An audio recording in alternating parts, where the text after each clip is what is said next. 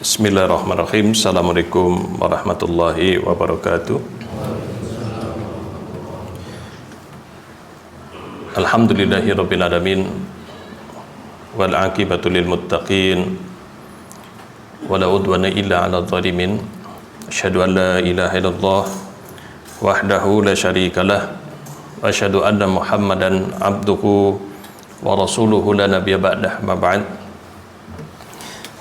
Bapak Ibu sekalian yang dirahmati Allah Subhanahu wa taala, ya, tentu kita sangat bersyukur kepada Allah Subhanahu wa taala, ya, kita senantiasa diberikan kesehatan oleh Allah Subhanahu wa taala, diberikan panjang umur, dan di hari ini kita bisa mengawali, ya, hari kita dengan melaksanakan salat subuh, ya, secara berjamaah. Ya, Nabi sallallahu alaihi wasallam beliau pernah menyampaikan di dalam salah satu hadisnya, man sholal fajr fil jama'ati fa huwa fi dhimmatillah. Ya, siapapun orang yang menjaga salat subuh, ya, secara berjamaah, maka orang itu senantiasa akan dijaga oleh Allah Subhanahu wa taala. Ya, tentu ini menjadi sebuah anugerah di saat kita bisa menjalankan salat subuh, apalagi ini adalah di hari Jumat, ya, di hari yang istimewa. Ya. Bapak Ibu sekalian yang dirahmati Allah Subhanahu wa taala, suatu ketika, ya, Nabi sallallahu alaihi wasallam pernah berdiri langsung di hadapan para sahabat. Kemudian beliau bersabda, ayuhan nas, innakum mahsuruna ilallahi hufatan uratan hurlan. Ya. Wahai sekalian manusia, sesungguhnya kalian kelak akan dikumpulkan di hadapan Allah Subhanahu wa taala dalam keadaan tidak berpakaian, tidak beralas kaki, dan tidak bersunat. Ya. Kemudian belum membaca firman Allah Subhanahu wa taala, kama bada'na awwala khalqin nu'idu wa'dan 'alaina inna kunna fa'ilin. Ya. Sebagaimana kami pertama kali menciptakan kalian, dan begitulah kami akan mengembalikannya. Ya. Artinya Allah Subhanahu wa taala akan mengembalikan di saat hari kebangkitan kita seperti pertama Allah menciptakan kita. Ya, kita lahir ke dunia tidak memakai pakaian, ya, tidak memakai alas kaki, kemudian juga tidak bersunat. Begitu pula kalau kita dibangkitkan dalam kondisi seperti itu. Ya. Kita dibangkitkan dalam kondisi seperti kita diciptakan oleh Allah Subhanahu wa taala. Kemudian Allah berfirman, wa'dan 'alaina.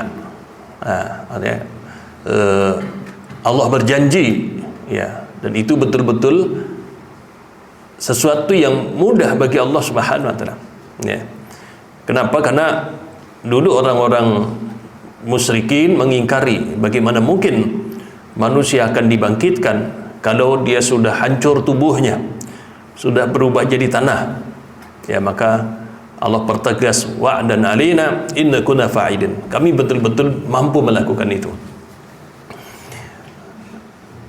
Dalam ayat lain dikatakan Allah Subhanahu wa taala saja mampu menciptakan dari yang tidak ada menjadi ada, maka mengembalikan yang tadinya sudah ada menjadi ada, tentu itu adalah jauh lebih mudah bagi Allah Subhanahu wa taala.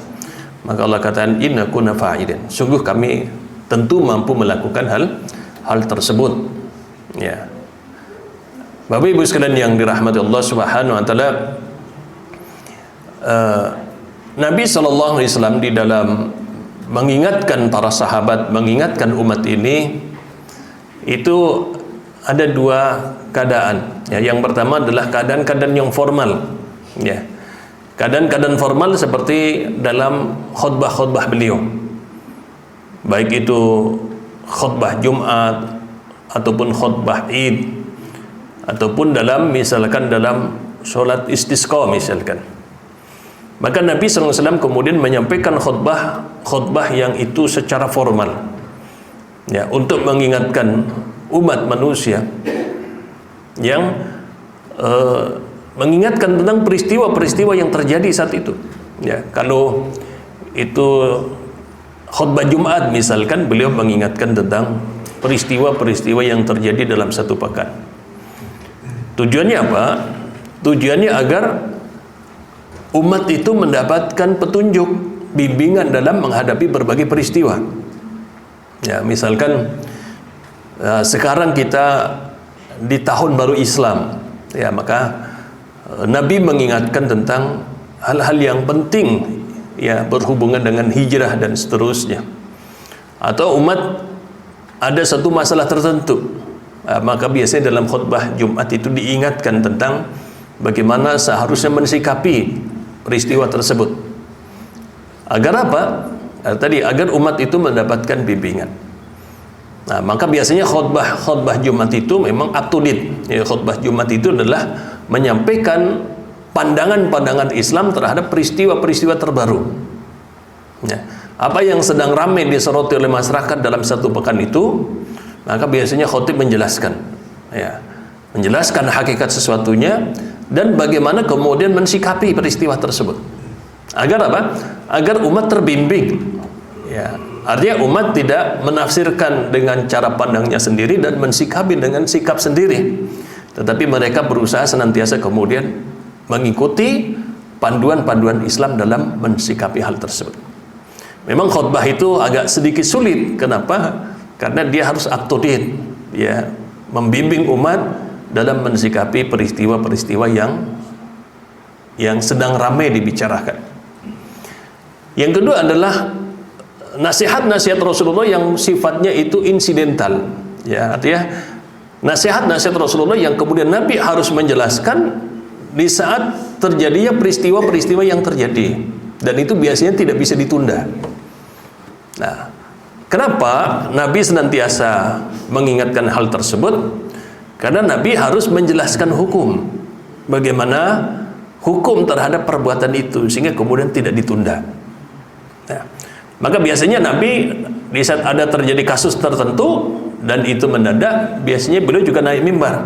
Ya, beliau naik mimbar, tetapi format nasihat-nasihat beliau biasanya tidak seperti khutbah. Maka sering Nabi hanya mengatakan, setelah naik di mimbar beliau mengatakan, ma balah qaum, ya, sungguh celaka, sungguh buruk sebuah kaum itu. Biasanya untuk mensikapi perbuatan-perbuatan yang tidak baik. Ya, seperti contoh misalkan Nabi pernah mengutus seorang sebagai seorang amil, ya, seorang yang ditugaskan untuk mengumpulkan zakat. Ya, diangkat oleh Nabi menjadi seorang amil, setelah itu ditugaskan untuk daerah tertentu, ya, dia untuk menarik zakat. Nah, di saat dia kembali, kemudian dia mengatakan, ini adalah hasil kerjaku, artinya inilah tarikan yang kemudian saya dapatkan dari menarik pajak. Kemudian beliau mengatakan, tetapi ini adalah bagian-bagianku. Jadi sebagian itu masuk kepada baitul malnya kaum muslimin, tapi sebagian aku menjadi miliknya. Nah, maka di saat ini diceritakan kepada Nabi ada seorang amil yang melakukan hal tersebut, maka beliau langsung naik mimbar. Ya, kemudian beliau menyampaikan bagaimana tuntunan Islam dalam mensikapi hal tersebut. Maka kemudian beliau mengatakannya, dan bagusnya Rasulullah dalam menjelaskan hukum-hukum itu biasanya tidak menyebut nama. Ya, kalau itu ada perbuatan yang tidak baik, yang tidak syariat, itu biasanya Nabi tidak menyebut nama. Ya, beliau hanya mengatakan, sungguh buruk salah seorang di antara kalian di saat kami mempekerjakan untuk satu kerjaan, kemudian dia menyampaikan ini hasil kerjanya dan ini adalah bagianku. Maka Nabi bersabda, bagaimana seandainya dia ada di rumahnya saja? Artinya dia tidak ditugaskan, ya, tidak mendapatkan pekerjaan dari Rasulullah, dia tetap tinggal di rumahnya. Apakah dia bisa mendapatkan hasil tersebut? Artinya apa? Dalam Islam tidak membolehkan seseorang itu bekerja, kemudian dia digaji dari pekerjaannya, tetapi dia mengambil bagian dari pekerjaan tersebut. Kenapa? Karena dia sudah mendapatkan gaji. Kenapa? Itu termasuk dalam bagian, kalau zaman itu adalah bagian korupsi. Ya, itu adalah bagian dari korupsi. Ya, dia sudah mendapatkan gaji, tetapi masih mengambil bagian dari apa yang dia kerjakan. Maka di saat terjadi peristiwa seperti ini, beliau langsung naik mimbar dan menjelaskan bahwasanya itu adalah perbuatan yang tidak diperbolehkan. Itu masuk kategori dalam kategori riswah. Ya, misal kalau zaman sekarang dia ada seorang pegawai yang ditugaskan bagian belanja. Ya, dia belanja dari apa yang harus dibelanjakan, tapi dia dapat tips, ya, dapat fee dari belanjanya itu. Maka jelas ini adalah riswah, ini adalah korupsi yang kemudian itu hukumnya adalah haram. Ya, maka seperti tadi, kalau dia tidak diangkat dalam pekerjaan itu, apakah dia dapat fee? Tentu tidak. Dia mendapatkan fee karena melakukan perbuatan tersebut, padahal dia sudah digaji oleh yang menggajinya itu. Nah, maka ini contoh, maka Rasul kemudian melihat kalau ini dibiarkan, ini akan menjadi hal yang bahaya, kemudian tidak bisa ditunda-tunda lagi. Maka beliau kemudian segera memberikan nasihat. Begitu juga Bapak Ibu sekalian yang dirahmati Allah Subhanahu wa taala, dulu ada seorang wanita dari Bani Makhzumah, ya. Ada wanita ini dari golongan bangsawannya Quraisy. Ternyata apa? Ternyata dia kedapatan mencuri. Nah, karena dia kedapatan mencuri, kemudian dilaporkan kepada Nabi Sallallahu Alaihi Wasallam. Maka karena yang dicuri dia adalah sudah sampai batasan di mana dia kena hukuman potong tangan, maka Nabi bersabda, maka potonglah tangannya. Nah, maka di saat kemudian orang-orang mendengar kalau Rasulullah menetapkan hukum potong tangan karena kasus pencurian ini, maka orang-orang melobi-lobi. Bagaimana caranya biar wanita bangsawan ini jangan dihukum dengan hukuman itu? Ya. Akhirnya apa? Mereka coba mendekati Usamah. Ya. Usamah ini adalah putranya Zaid bin Harisah, dan Zaid adalah anak angkatnya Rasulullah Shallallahu Alaihi Wasallam. Mereka datang kepada Usamah, ya Usamah, tolong lobby. Jadi jangan sampai Rasulullah kemudian menegakkan hukum potong tangan bagi wanita ini. Ya, karena dimintai, kemudian Usamah datang kepada Nabi dan menyampaikan keinginan orang-orang Bani Makhzum. Maka di saat beliau mendengar, beliau mengatakan, ya Usamah, apakah saya akan mengurangi, saya akan bertoleransi dengan hukum Allah Subhanahu wa taala? Sungguh saya tidak akan pernah melakukan itu. Maka seandainya Fatimah yang mencuri pun, ya, Fatimah binti Muhammad, Fatimah putrinya Rasulullah pun, kalau seandainya dia mencuri, tetap saya akan potong tangannya itu. Ya. Dan ingatlah bahwasanya kebinasaan umat sebelum kalian karena keadilan tidak ditegakkan. Ya. Di saat hukum itu tidak ditegakkan secara adil, maka itu menjadi sebab terjadinya kebinasaan. Yaitu di saat orang-orang bangsawannya melakukan kesalahan, kemudian mereka terbebas dari hukuman. Kalau dari golongan biasa mereka melakukan kesalahan, ditegakkan hukuman atas mereka. Maka Nabi ingatkan bahwasanya keadilan itu adalah pilar terpenting dalam kehidupan sosial. Ya, itu pilar terpenting dalam kehidupan sosial. Kalau kemudian dari golongan orang-orang pejabatnya, bangsawannya, orang-orang tingginya kemudian melakukan kesalahan, mereka aman. Adapun kalau rakyat biasa melakukan perbuatan pelanggaran itu dihukum, maka itu akan menjadi sebab rusaknya kehidupan. Ya, itu menjadi sebab rusaknya kehidupan. Maka beliau marah, beliau mengatakan, apakah saya harus mengurangi hukum Allah? Tidak, tidak mungkin. Maka tetap dia itu harus dipotong tangannya itu. Kenapa? Karena tidak ada toleransi di dalam hukum Allah Subhanahu wa taala. Nah, maka Bapak Ibu sekalian yang dirahmati Allah Subhanahu wa taala, melihat pelanggaran-pelanggaran seperti ini, maka Rasulullah tidak mungkin akan membiarkan itu dan tidak menunda nanti sampai waktunya khutbah Jumat, tidak. Tetapi itu memang harus segera disikapi. Kenapa? Karena diamnya Rasul terhadap peristiwa itu menunjukkan bolehnya perbuatan tersebut. Nah, jadi kalau ada satu peristiwa yang terjadi pada zaman Nabi, kemudian Nabi membiarkan saja, berarti perbuatan itu hukumnya boleh. Ya. Sehingga apa? Di saat Nabi melihat di situ sebuah pelanggaran, maka beliau pasti langsung luruskan. Ya, beliau langsung luruskan di situ. Nah, sehingga hukuman itu tetap harus ditegakkan. Nah, Bapak Ibu sekalian yang dirahmati Allah, kalau terjadi kasus di masyarakat yang sifatnya adalah kasus antara seseorang dengan orang lain, maka sebelum dihadapkan kepada Nabi, maka boleh saling bernego di antara mereka. Ya, misalkan ada seorang bermasalah dengan orang lain tentang hak kepemilikan mereka atau hak kehormatan mereka.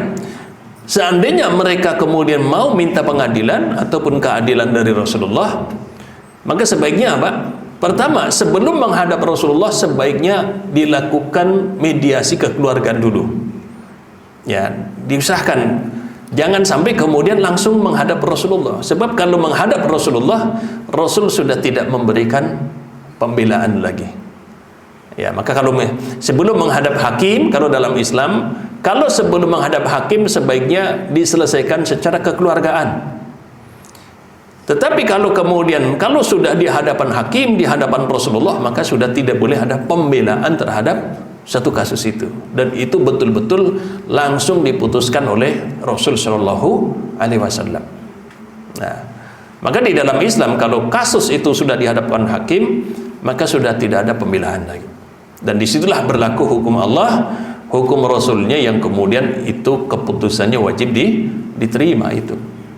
Nah, ini di dalam Islam. Kenapa? Karena kita tidak boleh melindungi pelaku kejahatan, tidak boleh sama sekali. Ya, disebutkan dalam hadis, la'anallahu man awa muhditsan. Ya, Allah betul-betul akan melaknat, ngutuk orang-orang yang membela pelaku kejahatan. Ya, dalam Islam orang yang melanggar harus dihukum. Ya, orang yang melakukan kejahatan wajib ditegakkan hukum. Kenapa? Kalau itu dibiarkan, berarti akan membiarkan kerusakan-kerusakan terjadi di masyarakat. Maka siapapun orang yang melindungi pelaku kejahatan, maka dia mendapatkan kutukan dari Allah Subhanahu wa taala. Ya, sehingga orang bersalah tegakkan hukum. Biar apa? Biar terjaga tatanan kehidupan sosial. Nah, ini ya. Misalkan dulu atau mungkin orang zaman sekarang banyak mempertanyakan hukum Islam itu kejam. Ya. Masa hukum orang dipancung kan gitu, dikisos. Ya, mereka tidak berpikir secara mendalam. Ya. Padahal Allah mengatakan apa? Justru dalam hukum kisos itu ada kehidupan. Wa fil qisasi hayatun ya ulil albab. Justru dalam hukum kisos itu ada kehidupan. Kenapa? Karena dengan ditegakkan hukum kisos itu, orang tidak sembarangan menghilangkan nyawa orang lain. Kenapa? Dia takut itu. Kalau seandainya dia melakukan, maka dia juga harus kena hukuman itu. Ya, an-nafsu binafsi, namanya nyawa tidak bisa dibayar kecuali dengan nyawa pula. Ya. Maka di dalam hukum Islam, orang yang misalkan dia membunuh orang lain, maka dia harus dibunuh juga. Sama. Kenapa? Karena nyawa tidak mungkin bisa dibayar dengan apapun kecuali dengan nyawa yang sepadannya nyawa itu. Nah, kadang orang banyak mengkritisi, kenapa? Karena dia tidak menjadi korban.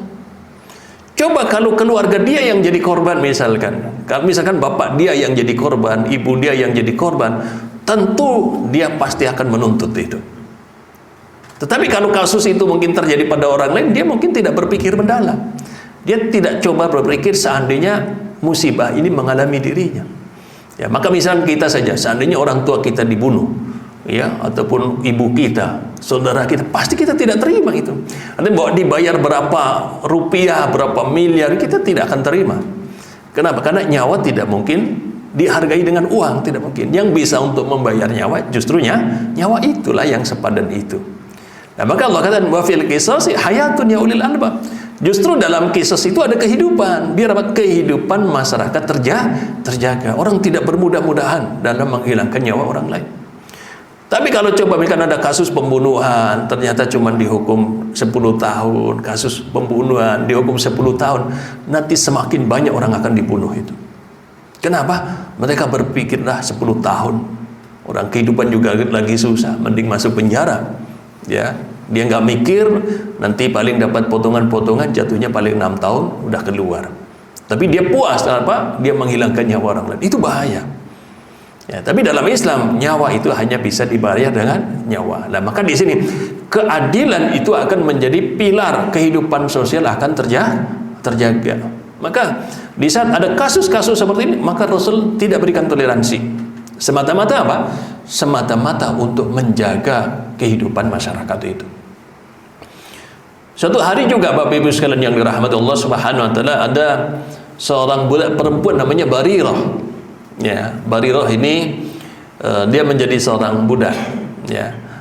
Terjadi pembicaraan dia dengan tuannya, di mana terjadi sebuah kesepakatan kalau nanti Barirah itu membayar 9 uqiyah, dia membayar sekian uqiyah, dicicil dalam waktu 1 tahun, maka Barirah bisa bebas, tidak jadi budak lagi. Maka dia senang, ya. Kenapa? Namanya orang jadi budak, ya. Bagaimana terpenjara karena dia seorang budak. Akhirnya beliau datang kepada Ummul Mukminin Aisyah radhiyallahu anha. Dia datang kepada Aisyah mengatakan, wahai Ummul Mukminin, wahai Aisyah, ya, wahai bunda, saya itu ada kesepakatan dengan majikan saya.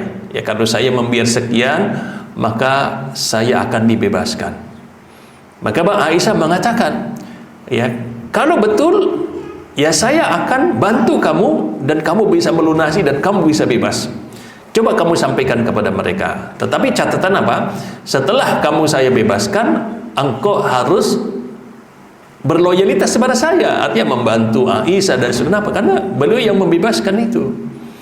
Akhirnya Barirah ini kemudian datang, ya, kepada tuannya disampaikan, wahai tuan, saya akan dibantu oleh Ummul Mukminin Aisyah, ya, untuk saya bisa bebas. Tapi dengan catatan, setelah dibebaskan saya harus banyak membantu kepada Aisyah. Ternyata tuannya tidak mau. Ya, dia mengatakan apa? Dia mengatakan tidak. Kamu akan dibebaskan, tetapi kamu harus tetap loyal dengan saya. Walanya kepada saya akan gitu. Nah, akhirnya disampaikan lagi kepada Bunda Aisyah, dan setelah itu disampaikan kepada Rasul sallallahu alaihi wasallam. Ya, maka kemudian Nabi juga langsung mengingatkan bahwasanya ini adalah perkara yang tidak benar. Kenapa? Karena loyalitas itu kepada siapa yang membebaskan. Artinya kalau ada seorang budak kemudian dia dibebaskan, tidak jadi budak lagi, maka yang membebaskan itulah yang lebih berhak. Ya, budak itu mau membantu dan seterusnya, maka dia lebih berhak. Dan setelah itu Nabi mengingatkan bahwasanya setiap orang seandainya dia menetapkan syarat, ya, kalau syarat itu tidak sesuai dengan kitab Allah, maka pasti itu batil. Artinya itu batal dan tidak boleh diberlakukan. Nah, akhirnya apa? Ini disampaikan kepada tuannya dan akhirnya tuannya menerima itu. Jadi dalam Islam, Bapak Ibu sekalian, terdapat kaidah bahwa kullu syartin laisa fi kitabillahi fa huwa batil. Siapapun orang dia membuat syarat prasyarat perjanjian dengan siapapun, di mana perjanjian itu tidak sejalan dengan Al-Quran, maka dia tertolak, tidak bisa dipakai lagi, Pak. Misalkan kita kerjasama dengan orang, ya seperti tadi ada perjanjian tadi, membebaskan budak, tetapi ternyata syaratnya itu tidak sejalan, maka apa? Perjanjian itu otomatis batal. Ya, kan Bapak Ibu ada perjanjian kerjasama, ada masalah ternyata, kemudian dilihat, wah ini perjanjiannya cacat ini perjanjiannya tidak benar, karena tidak sejalan dengan kebenaran Islam, maka otomatis perjanjian itu tidak bisa dipakai lagi. Kenapa?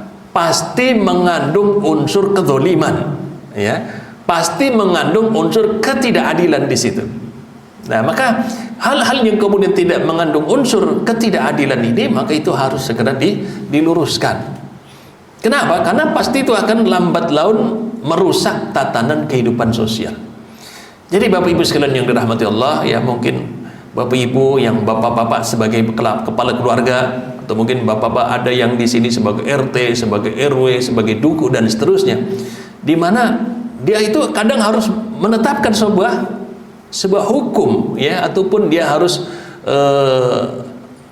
memutuskan, ya, satu masalah, maka keadilan itu adalah hal yang paling penting. Kenapa? Keadilan itu menjadikan ketentraman dalam kehidupan sosial itu. Maka hindari hal-hal ketidakadilan. Kenapa? Itu bahaya, ya. Bahkan dalam hadis tadi Nabi mengingatkan, kebinasaan umat sebelum kita adalah di saat keadilan itu tidak tidak ditegakkan itu. Maka apa? Perintah Allah berbuat adillah, karena adil itu betul-betul akan lebih dekat kepada ketakwaan.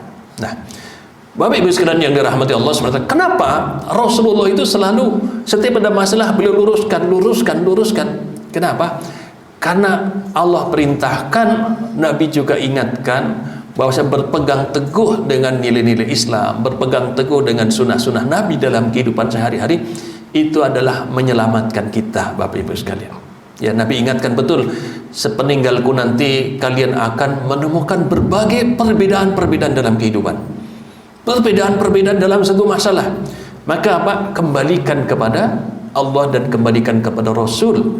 Karena itu adalah sebab keselamatan itu. Wa may yuti'illah wa rasulahu faqad faza fawzan 'azima. Maka setiap kita kembali kepada Allah dan Rasulnya, maka itu sebuah keberuntungan yang sangat besar. Nah, maka bagaimana dalam kehidupan kita sehari-hari kita coba kembali lagi, ada masalah kembalikan lagi kepada agama. Ada masalah kita lihat lagi dengan kacamata agama, itulah yang akan menyelamatkan kita. Ya, sebagaimana nasihat-nasihat Rasulullah bahwasanya setelahku nanti kalian akan mendapati perbedaan, perselisihan, maka hendaknya kalian senantiasa berpegang kepada Quran dan sunnah Nabi Sallallahu Alaihi Wasallam. Kenapa? Karena itulah jalan keselamatan untuk kalian. Ya, semoga Allah Subhanahu Wa Taala senantiasa memberikan bimbingan, ya, petunjuk dalam kehidupan kita, sehingga kita menjadi golongan orang-orang yang selamat di dunia dan di akhirat. Amin amin ya rabbal alamin. Kita akhiri, subhanakallahumma bihamdik, asyhadu an la ilaha illa anta astaghfiruka wa atubu ilaik. Assalamualaikum warahmatullahi wabarakatuh.